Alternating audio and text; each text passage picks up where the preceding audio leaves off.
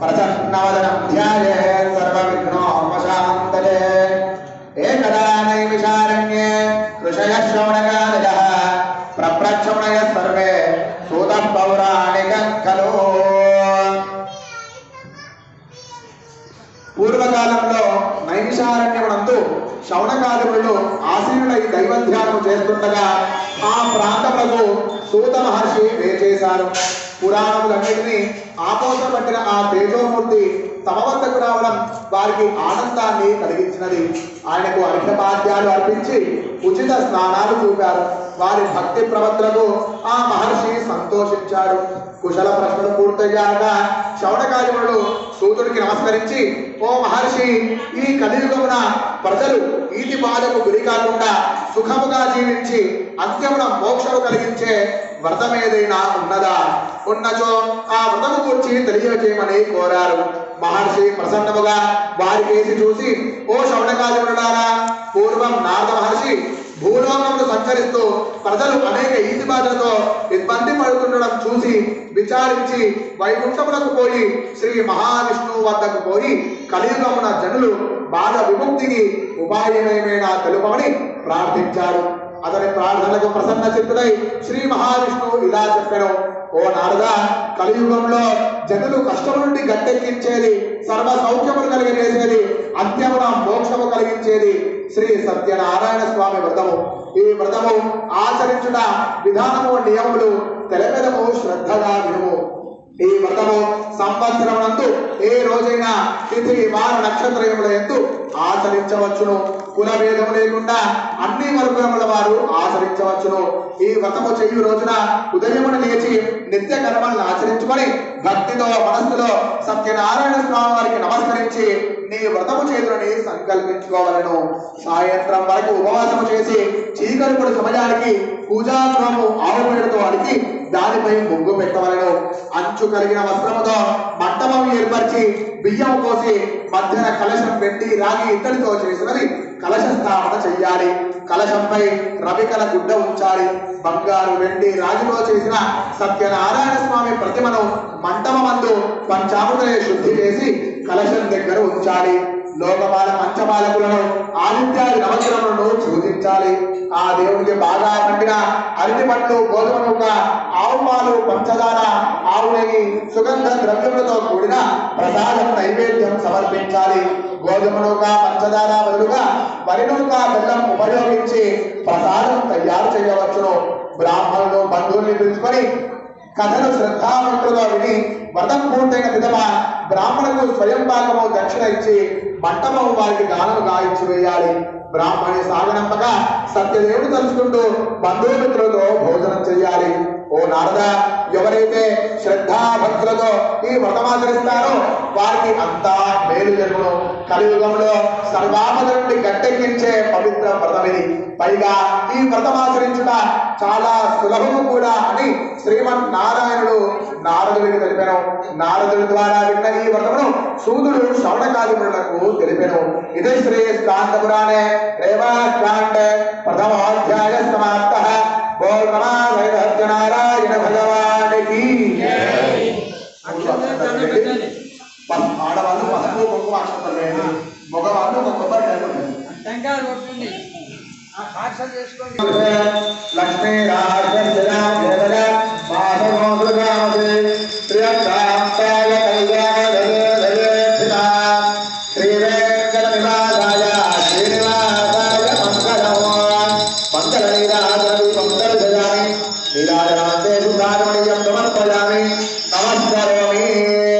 సత్యనారాయణ స్వామి భగవానికి. అందరూ హారతి కళ్ళ కట్టుకోండి. హారతి పక్కన పువ్వులు అక్షంతలు చేతిలో పట్టుకోండి. రెండో గడ మొదలవుతుంది. అమ్మా ఎందుకంటే వాళ్ళకి కనిపిస్తుందా?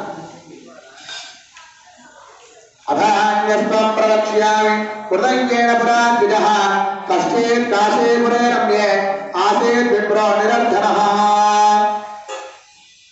పూర్వకాలంలో కాశీపట్నంలో ఒక బీద బ్రాహ్మణుడు నివసించుచుండెను. కడుపు నింపుకోవడానికి భిక్షాటన చేస్తూ కాలం గడిపేవాడు. ఒక రోజున ఆ బీద బ్రాహ్మడికి పిడికెడు బియ్యం కూడా లభించలేదు. ఆకలితో అల్లాడుతున్న ఆ బీద బ్రాహ్మణ స్థితి శ్రీ సత్యనారాయణ స్వామి వారికి జాలి కలిగినది. ఆయన వృద్ధ విక్రమ రూపం ధరించి ఆ బీద బ్రాహ్మడికి ఎదురుగా వచ్చి, నాయన ఎందుకు ఇంత నీరసంగా తిరుగుచున్నావని ప్రశ్నించారు. ఏవో తెలియని వాడే అంతా ఆ బీద బ్రాహ్మణుడు తన ఆర్థిక దుస్థితి గురించి వివరించి దారిద్ర్య బాధ తీరు ఎలా తొలగిపోతుందో చెప్పి పుణ్యం కట్టుకోమని ప్రార్థించాడు. ఆ దీనుని వేడుకోడు స్వామిని కలిగించగా అతనికి సత్యనారాయణ స్వామి వ్రత విధానము ఆచరించే విధానము తెలిపి అదృశ్యుడాయను. ఎట్లయినను ఆ వ్రతము మరునాడు ఆచరించవలనని ఆ బీద బ్రాహ్మణుడు దృఢ సంకల్పం చేసుకున్నాడు. మరునాడు ఉదయం లేచి స్నాన సంధ్యాక్రమాలు ముగించుకొని మనస్సులో, ఓ సత్యదేవ, ఈ రోజు ఈ భిక్షాట చేయగా వచ్చే ధనంతో నీ యొక్క వ్రతము చేస్తాను అని భగవంతుని ప్రార్థించి భిక్షాంతికై కాశీ క్షేత్రంలో సంచరించగా సత్యదేవుడి కృపా కటాక్షం వలన విశేష ధనము భిక్ష రూపంలో లభించినది. ఆ ద్రవ్యం ఉపయోగించి బంధుమిత్రులతో శ్రద్ధాభక్తులతో నియమ నిష్ఠాలతో ఆ పేద బ్రాహ్మణుడు శ్రీ స్వామివారి వ్రతం ఆచరించగా స్వామివారి కృప వలన అతనికి స్వల్పకాలంలోనే అనేక సిరి సంపదలు సమకూరినవి. ఇదంతా స్వామివారి కృపా కటాక్షం అని తెలిసిన బ్రాహ్మణుడు ప్రతి మాసం క్రమం తప్పకుండా సత్యదేవ వ్రతం ఆచరిస్తూ ఇహమందు అష్టైశ్వరుడు అనుభవించి అంత్యంలో స్వామిలో ఐక్యమైనాడు అని విప్రుడు కథ ముగించినాడు. సూతుడు ఈ కథను విన్న శ్రద్ధగా విన్న శౌనకాదిమునులు కట్టలమ్ముకునేవాడు శ్రీ స్వామి వారికి కృపాపాత్రుడు ఎలా అయ్యాడో వివరించమని కోరగా సూతుడు ఇలా చెప్పసాగాను. బీద బ్రాహ్మణుడు శ్రీ సత్యదేవుని వ్రతం కృప వలన ధనికుడిగా మారి ప్రతి మాసము సత్యదేవ వ్రతం ఆచరిస్తున్న కాలంలో ఒకానొక సమయం నందు ఆ వ్రతం ఆచరిస్తున్న వేళ ఆ వీధి గుండా వెళ్ళుచున్న ఓ కట్టలమ్ముకునేవాడు పేదవాడు అదృష్టవశాత్తు ఆ కథని వినడం తటస్థించింది. వ్రతమంతా పూర్తయ్యే వరకు అక్కడ ఇంటి బయట నుండి ఆ కథని విన్నాడు. వ్రతం పూర్తి చేసుకొని ఆ బయటకు వచ్చిన ఆ బ్రాహ్మణుడు అక్కడే నిలుచుని ఉన్న కట్టలమ్ముకునే వాడికి కూడా దేవుడి ప్రసాదం పెట్టాడు. కళ్ళ కట్టుకొని ఆ ప్రసాదం తిన్న ఆ శ్రమజీవి బ్రాహ్మణునికి నమస్కరించి, స్వామి తమరు చేసిన పూజ ఏమిటో చెప్పమని కోరాడు. అంతా ఆ బ్రాహ్మణుడు సత్యనారాయణ స్వామి వ్రత విధానము ఆచరించే పద్ధతిని తెలియజేసి, ఈ వ్రతము చేయడం వలనే నా కష్టములు తీరి నేనే స్థితికి చేరుతుని తెలిపాడు. పిమ్మట బ్రాహ్మణి వద్ద సెలవు తీసుకొని ఆ శ్రమజీవి తాను కూడా ఈ వ్రతం ఆచరించి స్వామికి కృపాపాత్రుడు కావాలని నిశ్చయించుకున్నాడు. తెల్లవారింది. ఉదయమును లేచి కట్టెల మోపు నెత్తి మీద పెట్టుకొని ఆ శ్రమజీవి మనస్సులో స్వామివారిని ప్రార్థించి, ఓ సత్యదేవ, ఈ రోజు నీ కట్టెలమ్మగా వచ్చే ధనంతో నీ యొక్క వ్రతము చేస్తాను, నన్ను అనుగ్రహించు అని వేడుకొని అడుగు ముందుకు వేశాడు. సత్యదేవుని ప్రసన్నాతా వర్షం వారిపై కురిసినది. కొద్దిసేపటికే మామూలుగా వచ్చే ధనం కంటే చాలా ఎక్కువ ధనం కట్టెలమ్మగా వచ్చినది. వ్రత సామాగ్రి ఆ ధనముతో కొన్నాడు. బంధుమిత్రులను పిలుచుకొని యథావిధిగా శ్రద్ధాభక్తులతో సత్యదేవ వ్రతం ఆచరించాడు. అంతటా స్వామివారి కృప వలన అతడు అనతి కాలంలో ధనికుడయ్యాడు.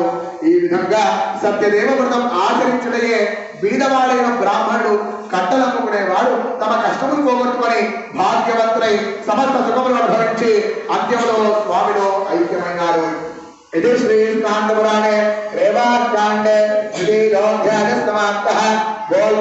సత్యనారాయణ భగవానికి 3 అక్షతలు వేయండి.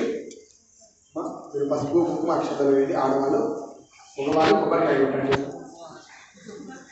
యా నీరాజనమో హారతి.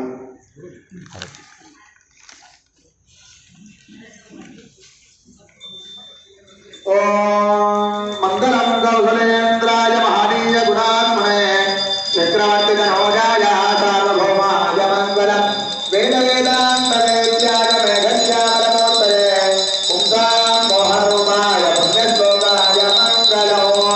కర్పూర ఆనంద మంగళ దివ్య నీరాజన దీపం దర్శయామి. నీరాజనాంతే శుద్ధారమణీయం సమర్పయామి. నమస్కారోమి. చుట్టూ నీరు తిప్పి స్వామివారు చూపించండి.